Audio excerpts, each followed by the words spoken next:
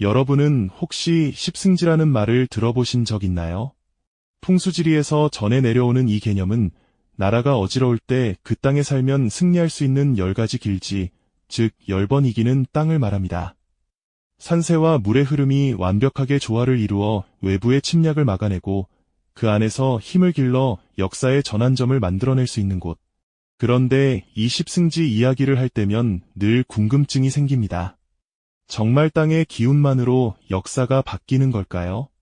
아니면 그 땅을 지키고 살아가는 사람들의 믿음과 결단이 땅의 기운을 불어넣는 걸까요? 오늘 우리는 십승지에서 믿음으로 역사의 주인공으로라는 주제로 지리적 운명과 인간의 의지가 얽히고 설킨 흥미로운 이야기를 파헤쳐보려 합니다. 단순한 풍수 이야기가 아닙니다.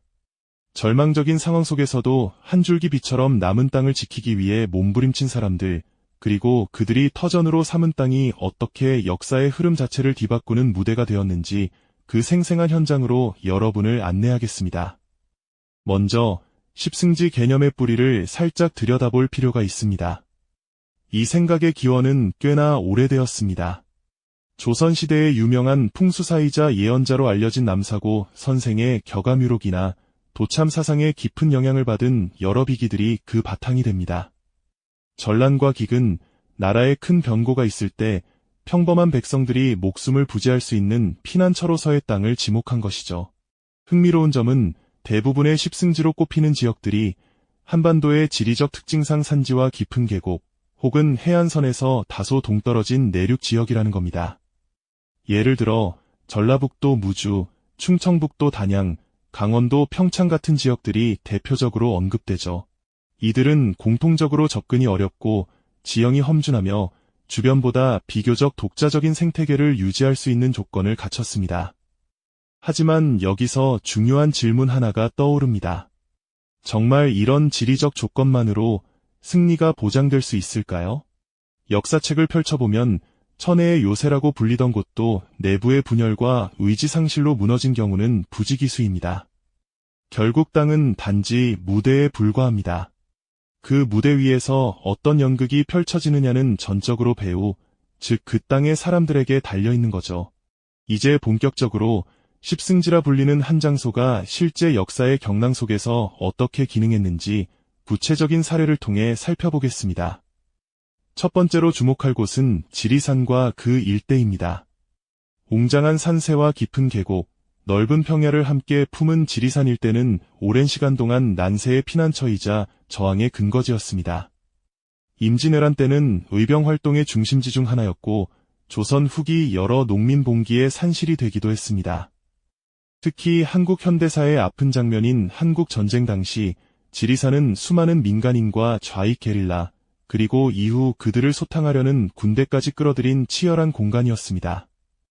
여기서 우리가 봐야 할 것은 단순히 지리산이 지형적으로 좋아서 그런 일이 벌어졌다는 점이 아닙니다. 오히려 그 험준한 지형이 생존을 갈구하는 사람들의 마지막 희망으로 작용했다는 점입니다. 먹을 것이 부족하고 추위에 떨며 언제 죽을지 모르는 극한의 상황에서도 사람들은 그 산골짜기에 틀어박혀 내일을 기다렸습니다. 그들의 믿음은 거창한 이념보다 훨씬 원초적이었죠. 살아남겠다는 믿음, 이 고난이 지나가리라는 믿음. 그 집단적 믿음이 험난한 지형과 결합되자 지리산은 단순한 산이 아니라 하나의 상징, 즉 절망 속에서도 꺼지지 않는 불씨 같은 존재가 되어버린 것입니다. 두 번째 사례로 한반도 동북부의 백두대간 심장부라 할 수 있는 강원도 평창 정선 인제 일대를 들 수 있습니다. 이 지역은 해발 고도가 높고 겨울이 길며 교통이 불편한 대신 엄청난 자연 방어력을 자랑합니다. 한국 전쟁 시기 이 지역은 전쟁의 포화가 미치지 않은 비교적 안전한 후방이자 전쟁 물자와 인력이 북으로 가는 통로 역할을 하기도 했습니다. 하지만 더 흥미로운 점은 전쟁 이후의 이야기입니다. 황폐화된 나라를 재건해야 할 시기, 이 외딴 산골 지역은 국가의 주요 관심에서 벗어난 변방이었습니다. 그런데 바로 그 소외감이 역설적으로 지역 주민들로 하여금 스스로 발버둥치게 만들었습니다. 가난과 싸우기 위해 땅을 일구고 겨울 농한기를 이용해 각종 간의 수공업을 일으키고 마을 공동체의 유대를 끈끈하게 유지해 나갔습니다. 그들은 국가적인 지원을 기다리기보다 자신들이 살고 있는 이 땅, 비록 척박해 보이지만 그들만의 방식으로 삶을 일굴 수 있는 이 땅을 믿었습니다. 수십 년이 지난 오늘날 평창이 동계올림픽을 유치한 것은 단순한 운이 아니었습니다. 오랜 시간 쌓아온 지역 공동체의 끈질기고 끈끈한 힘, 그리고 그들이 자신의 고장에 대해 가진 자부심이 결국 세계적인 무대를 만들어낸 원동력이었죠. 이는 땅의 기운이 승리를 가져다 준 것이 아니라 그 땅을 사랑하고 지키려는 사람들의 믿음과 노력이 결국 땅의 가치를 빛내고 역사의 한 페이지를 장식하게 만든 생생한 사례입니다. 세 번째로 우리의 시선을 남해안의 한 섬, 진도로 돌려보겠습니다. 넓은 바다에 둘러싸인 섬은 육지와는 또 다른 의미의 십승지 조건을 갖췄다고 볼 수 있습니다. 바다라는 천연 해자가 외부의 직접적인 침공을 어렵게 만들죠. 진도는 임진왜란 당시 이순신 장군의 함대가 보급과 휴식을 취한 중요한 거점이었고, 조선 후기에는 삼정의 문란으로 인한 밀란의 불씨가 타오른 곳이기도 했습니다. 여기서 주목할 점은 고립이 가져온 두 가지 상반된 결과입니다. 한편으로는 외부의 간섭으로부터 상대적 자유로움을 누릴 수 있어 독자적인 문화와 사회체계가 발달했습니다. 진도 아리랑이나 강강술래 같은 독특한 민속문화가 그 예입니다. 다른 한편으로 그 고립감은 때로는 극단적인 절망으로 이어지기도 했습니다. 가난과 소외는 섬 사람들을 오히려 더욱 단단하게 뭉치게 만들었고, 그들은 바다와 땅에 모든 희망을 걸었습니다. 그들의 믿음은 풍수지리의 추상적인 기운이 아니라 매일 맞이하는 거친 파도와 염분 범벅인 땅을 상대하며 터득한 생존의 기술과 공동체 유대의 뿌리를 두고 있었습니다. 이 믿음은 역사의 큰 소용돌이 속에서 진도를 단순한 섬이 아니라 육지의 권력에 쉽게 굴복하지 않는 저항 정신의 상징으로 자리매김하게 했습니다. 지금까지 우리는 지리산, 강원도 산간 지역, 진도라는 세 가지 다른 유형의 십승지 후보 지역을 살펴보며 공통된 질문을 던져왔습니다. 정말 땅이 사람을 구하고 역사를 만드는 걸까? 아니면 사람의 믿음과 행동이 그 땅을 승리의 땅으로 만드는 걸까? 이 질문의 답을 찾기 위해 이제 이야기의 초점을 믿음 그 자체로 좁혀보겠습니다. 여기서 말하는 믿음은 종교적 신앙만을 의미하지 않습니다. 우리는 살아남을 수 있다는 생존에 대한 믿음, 우리 공동체는 함께 이겨낼 수 있다는 동료에 대한 믿음, 이 험난한 고난도 지나갈 것이라는 미래에 대한 믿음까지를 포괄하는 인간이 위기 속에서 발휘하는 정신적 버팀목입니다. 역사를 뒤져보면 지리적 이점을 완전히 갖췄음에도 불구하고 이런 집단적 믿음이 무너져 순식간에 패망한 사례는 너무나 많습니다. 반대로 지리적 조건이 열악해 보여도 굳건한 믿음과 단결된 의지로 불가능을 가능으로 바꾼 경우도 적지 않죠. 가장 극적인 예를 하나 들어보자면 6.25 전쟁 초기 낙동강 방어선 이야기를 들 수 있습니다. 부산을 목전에 둔 낙동강 일대는 당시 대한민국과 유엔군이 마지막으로 지킬 수 있는 최후의 방어선이었습니다. 지형 자체만 보면 십승지라 부르기엔 방어하기 매우 어려운 넓은 평야와 강이 펼쳐져 있었습니다. 하지만 그곳에서 벌어진 전투는 한국 현대사에서 가장 치열하고도 결정적인 승리 중 하나로 기록됩니다. 왜 그랬을까요? 그것은 병사들과 지휘관들, 그리고 후방의 민간인들이 하나가 되어 이 선을 지키지 못하면 모두 끝이다라는 절체절명의 믿음을 공유했기 때문입니다. 그 믿음은 지형의 부족함을 뛰어넘는 엄청난 저항력과 희생정신을 만들어냈고 결국 전쟁의 흐름을 뒤집는 계기를 마련했습니다. 이 사례는 십승지의 본질이 단순한 지리에 있지 않음을 여실히 증명합니다. 승리의 땅은 그 땅을 지키기 위해 목숨을 걸 만한 가치가 있다고 사람들이 믿는 순간에 비로소 탄생하는 것입니다. 그렇다면 십승지에서 믿음으로라는 이 흐름이 어떻게 개인을 역사의 주인공으로 만들어낼 수 있을까요? 역사의 주인공이라고 하면 우리는 흔히 위대한 장군이나 뛰어난 정치가, 혁명을 이끈 지도자들을 먼저 떠올립니다. 하지만 진정한 역사의 동력은 때로는 이름도 남기지 않은 수많은 평범한 사람들의 집합된 믿음과 행동에서 나옵니다.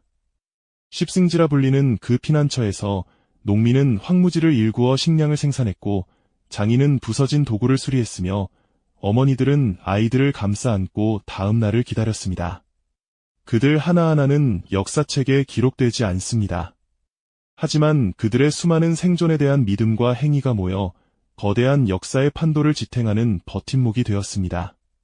그들이 있었기에 지도자는 군대를 모을 수 있었고 전략을 세울 수 있었으며 결국 역사가 기억하는 승리라는 결과를 낳을 수 있었죠.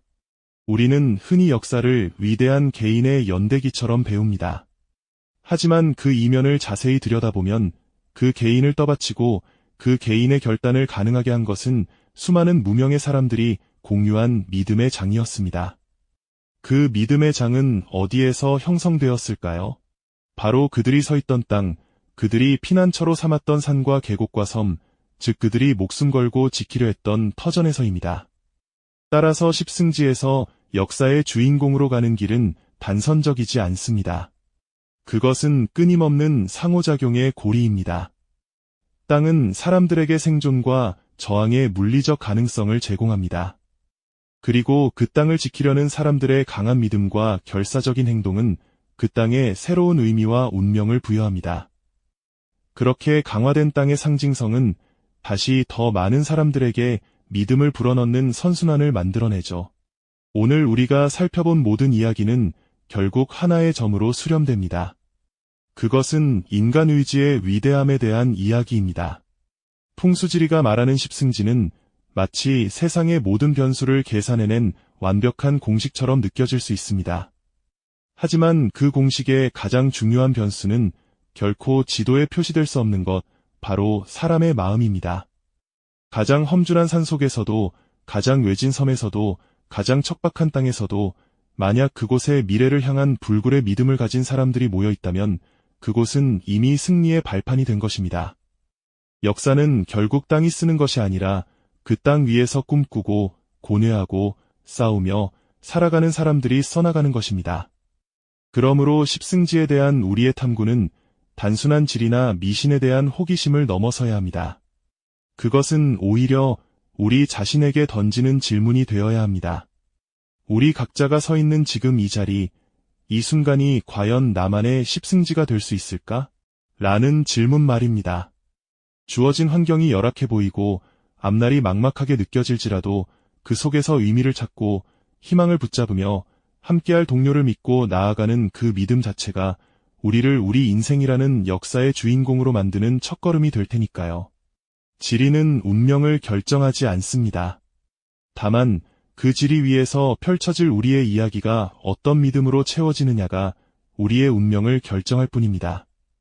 오늘의 이야기가 단순한 과거의 유물이 아닌 지금 여기 우리의 삶을 돌아보고 미래를 설계하는데 작은 통찰이 되었기를 바랍니다. 그러니까 결국 중요한 것은 우리가 어디에 서 있는가가 아니라 그 자리에서 무엇을 보려 하며 무엇을 믿고 나아가려 하는가입니다. 역사의 거대한 흐름 속에서 우리는 종종 자신이 너무나 작고 무력한 존재라고 느낍니다. 마치 거대한 강물에 휩쓸려가는 모래알처럼 말이죠. 하지만 그 모래알 하나하나가 모여 강바닥을 이루고 강의 흐름을 조금씩이나마 바꿀 수 있다는 사실을 우리는 간과합니다. 십승지의 비밀은 결국 공동체의 힘에 있습니다. 아무리 지형이 좋고 물자가 풍부해도 사람들이 흩어지고 서로를 의심한다면 그곳은 결코 안전한 피난처가 될 수 없습니다. 반대로 가장 열악한 조건 속에서도 우리는 함께 이겨낼 수 있다는 확고한 믿음이 공유된다면 그곳은 어떤 외부의 충격에도 굳건히 버티는 요새가 됩니다. 한국 현대사의 수많은 시련 속에서도 우리 민족이 결코 굴복하지 않고 오늘날을 일구어낼 수 있었던 원동력은 바로 이런 공동체적 믿음과 연대의 정신이었습니다. 이 믿음은 단순한 낙관이 아닙니다. 그것은 차가운 현실을 직시한 뒤에야 비로소 생겨나는 강인한 결의입니다. 십승지로 피난 간 사람들은 추위와 굶주림과 공포를 뼈저리게 경험했습니다. 그들은 전쟁이 무엇인지, 상실이 무엇인지 너무나 잘 알고 있었습니다. 그런데도 그들은 포기하지 않았습니다. 오히려 그 고통이 서로를 더욱 단단하게 묶어주는 접착제가 되었습니다. 함께 겪는 고난은 공동체를 해체시키기도 하지만 동시에 그것을 역사상 가장 강력하게 단결시키는 기반이 되기도 합니다. 그래서 우리는 역사를 배울 때 단순한 사실의 나열에 그쳐서는 안 됩니다. 그 사건들이 일어난 지형적 조건도 중요하지만 그보다 더 중요한 것은 그 지형위에서 살아남으려 했던 사람들의 마음속 지도를 이해하는 일입니다. 그들이 무엇을 두려워했고 무엇을 희망했으며 무엇을 위해 목숨까지 걸 수 있었는지, 그들의 내면에 펼쳐진 지형이야말로 진정한 십승지의 핵심입니다. 이제 우리는 이 긴 이야기의 마지막 지점에 서 있습니다. 십승지에서 믿음으로, 그리고 역사의 주인공으로 향하는 이 여정은 결국 선택에 관한 이야기입니다. 역사는 우리에게 수동적으로 주어지는 운명이 아니라 매 순간 우리가 내리는 선택의 연속입니다. 우리의 일상은 전쟁터처럼 피 튀기지 않을 수 있습니다. 하지만 우리 각자는 매일 자신만의 작은 전투를 치르고 있습니다. 삶의 어려움이라는 지형 속에서 우리는 어떻게 자신만의 승리의 땅을 구축할 수 있을까요?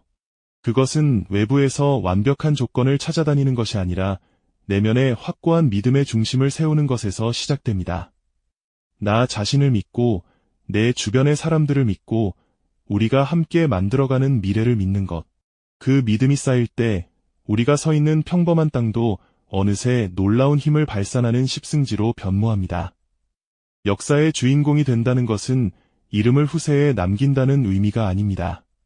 그것은 자신의 삶이라는 영역에서 두려움보다는 용기를, 절망보다는 희망을, 분열보다는 연대를 선택하는 주체가 된다는 의미입니다. 그런 선택을 하는 순간 우리는 이미 거대한 역사의 흐름을 구성하는 중요한 한 줄기가 됩니다. 오늘 당신이 서 있는 그 자리, 그곳이 바로 당신의 십승지입니다. 그곳에서 펼쳐질 당신의 이야기가 어떤 믿음으로 쓰여질지, 그것은 오로지 당신의 손에 달려 있습니다. 지금 이 순간, 당신은 이미 자신의 역사를 써내려가고 있는 주인공입니다.